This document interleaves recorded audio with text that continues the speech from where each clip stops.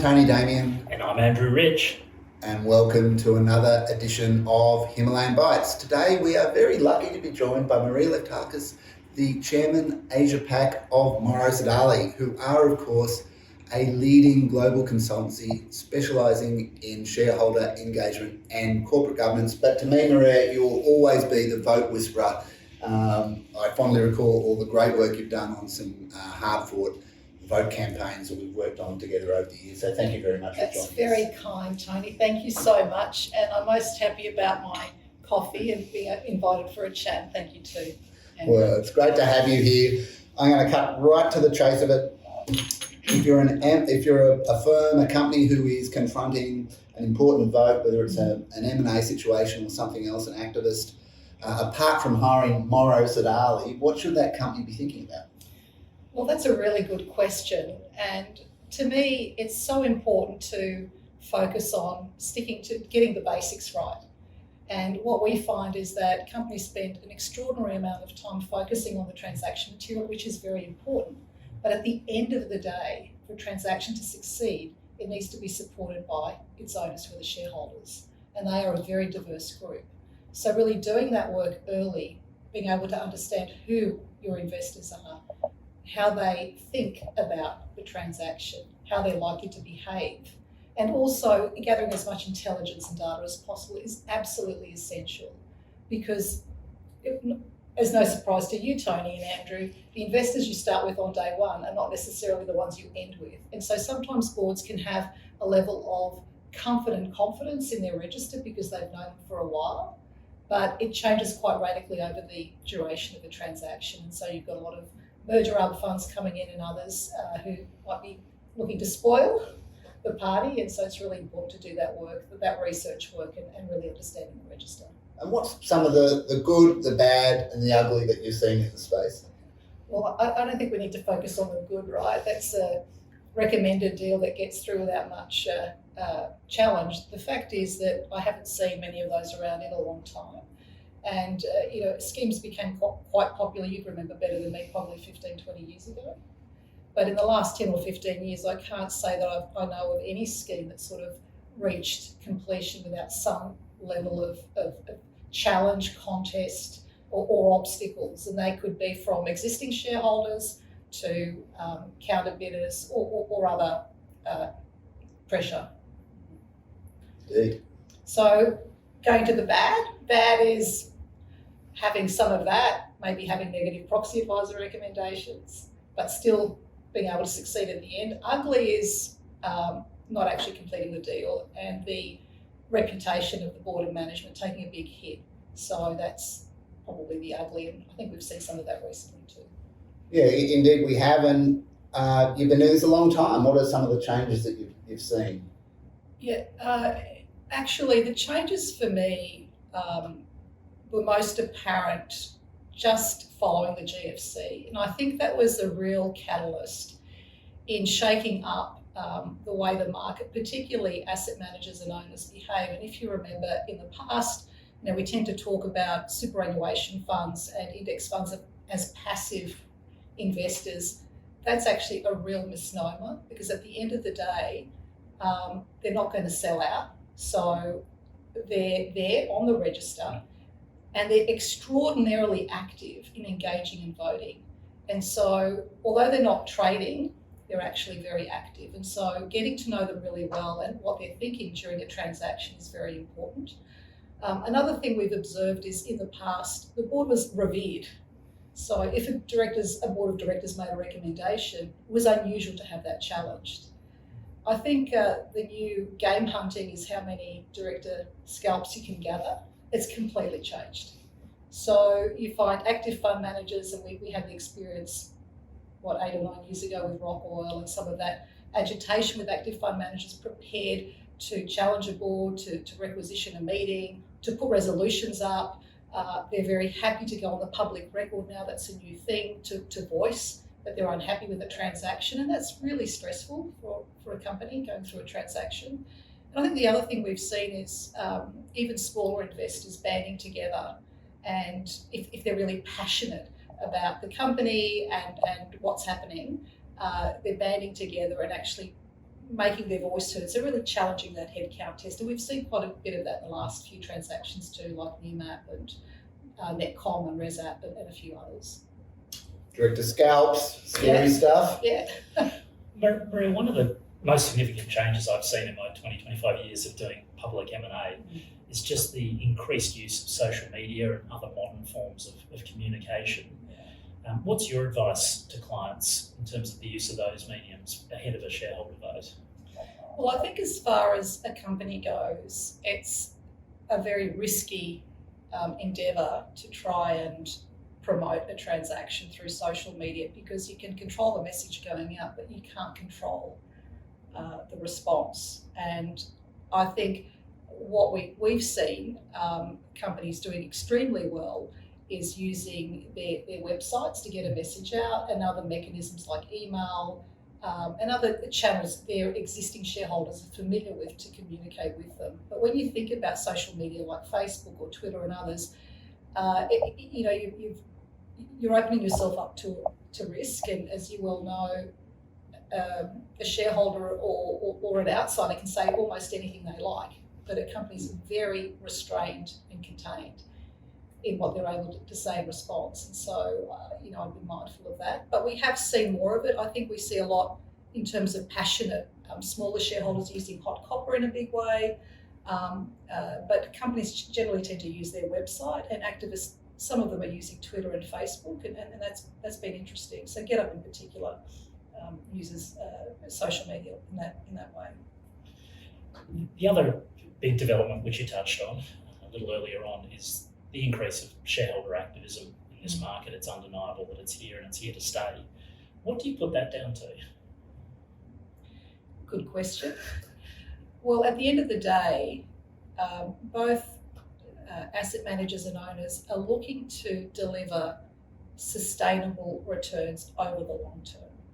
And so any performance of the company that fails to deliver a sustainable strategy and build shareholder value over the long term, given all the internal and external pressures, it is something that investors are now actively engaging in and really holding the board to account.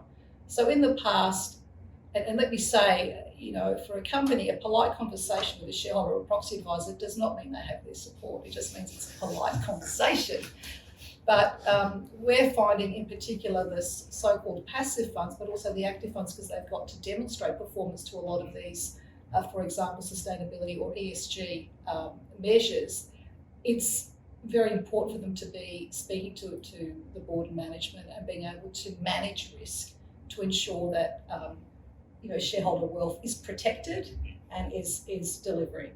Yeah. So that's what we see a lot of the activism down to. You think about not just governance now, but social aspects and climate-related or nature-related aspects becoming hotbeds. Yes, but very, very consistent with what we're seeing out Yes. there in the market. If I could just change tack for a little bit Sure. and move over to executive remuneration, always a hot topic and a tough area at the moment.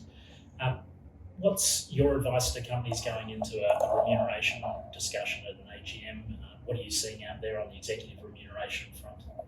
Yeah, always interesting when you raise the topic of executive remuneration. Again, the real trigger point was 2011 when the two strikes rule came in, and not a real friend for shareholders, but not for boards, right?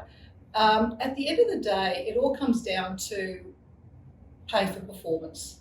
And so what we're finding, and that's basically the baseline for investors, their expectation is that when incentives are paid, be they short-term or long-term, it's because the management team has outperformed rather than just done their day job. And that's one area you'll find proxy advisors really trying to interrogate.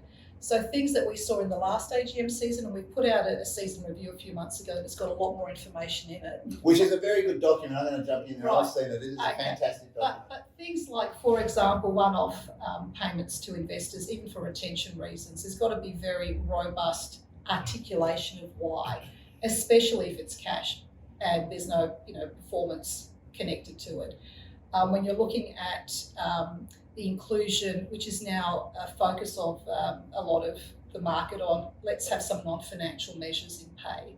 So these are things that are not as tangible as financial measures.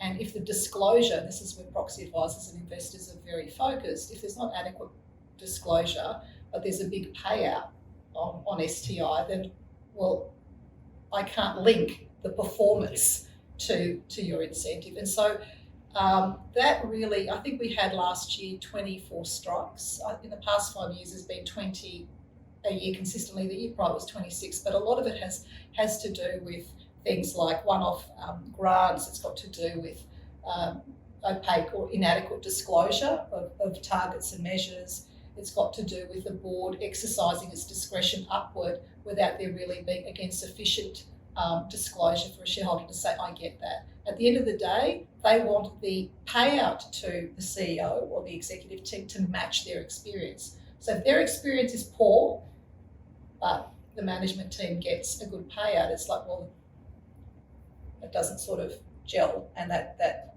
is an ongoing issue for boards to really be thinking about. How do I, what does my disclosure look like? Will it satisfy the expectations of my investors? So it's not about bowing to them, but really understanding that ultimately they're the owners and they need sufficient information to be comfortable that the right measures are in place to be driving performance over the long term.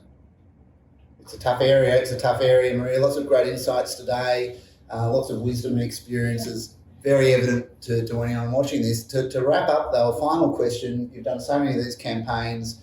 What is the most interesting thing, the funniest thing, the strangest thing you've seen in one of these campaigns? It's been a lot. We've talked about a few of them.